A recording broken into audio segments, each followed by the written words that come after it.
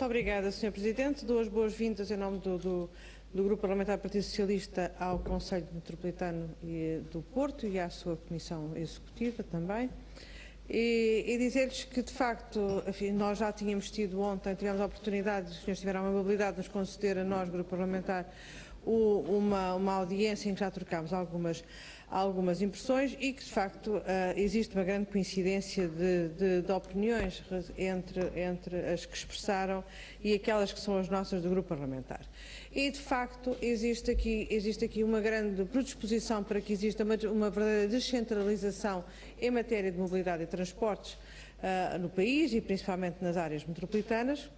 Isso, aliás, é a evolução natural daquilo que foi a Lei 1 de 2009, que criou as Autoridades Metropolitanas de Transporte e que agora, de facto, o passo seguinte é transferir completamente as competências para os municípios. Mas também existe aqui uma grande sintonia relativamente àquilo que são as questões que separam uma descentralização que está votada ao insucesso daquilo que é uma descentralização que terá a probabilidade de correr muito bem e que será proveitosa para os cidadãos e para os municípios. E aquilo que separa, de facto, e o Sr. Presidente teve, na nossa opinião, definiu muito claramente, são questões de financiamento, funcionamento e modelo organizativo. São, de facto, estas enfim, não vamos repetir as questões que se colocam. Eu gostaria só apenas, relativamente àquilo que foi dito, e agradeço, de facto, a brilhante intervenção do Dr. Lindo Ferreira, mas gostaria que esclarecesse um pouco relativamente à questão da Autoridade Metropolitana de Transportes do Porto, qual é a solução preconizada, ou seja, se ao invés daquilo que está na proposta de lei, se entendem que aquilo que deve ser transferido é a Autoridade Metropolitana de Transportes para a total para a área metropolitana, mantendo as suas competências. Ou seja, desta forma, as competências seriam não transferidas para os municípios, mas sim seriam transferidas para a própria área metropolitana, obviando, claro, todas as questões que foram colocadas também pelo Sr. Arquiteto Avelino em matéria de, por um lado, de desagregação, mas, por outro lado, de dificuldade em criar, da parte dos municípios, uma nova autoridade e de alguma forma, também ultrapassar a questão da diferença entre aquilo que são competências próprias e competências delegadas, que naturalmente vai pulverizar e vai tornar precária qualquer organização que se tenha. Mas gostaria também de colocar aqui outras questões que, sendo que umas delas que estão na própria lei e que têm a ver com a questão do financiamento, não é matéria de sumenos, mas cruzada aqui com outra questão, que é, não são transferidas as competências relativas a duas das entidades mais, todas são fundamentais, mas eu diria que há umas mais fundamentais que outras, entidades fundamentais para o planeamento, para a gestão, para a vivência e para a economia e para o financiamento de todo o sistema de mobilidade da área metropolitana do Porto. Estou a falar da STCP e da Metro do Porto.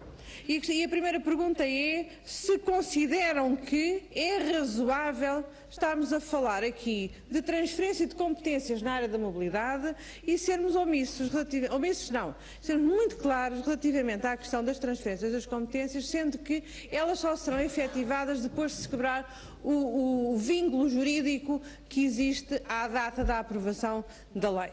Isto é, por um lado, não há estes dois instrumentos, que é o transporte rodoviário no centro da área metropolitana, que é o transporte em metro, mas também, e na ausência de transferência de competências, também aquilo que é a clarificação relativamente ao transporte ferroviário pesado de natureza suburbana, ou seja, o serviço, não estou a dizer transferência de gestão das infraestruturas, mas sim da gestão daquilo que é o serviço ferroviário na área metropolitana, ou seja, aquilo que tradicionalmente a CP chama de serviços suburbanos do Porto.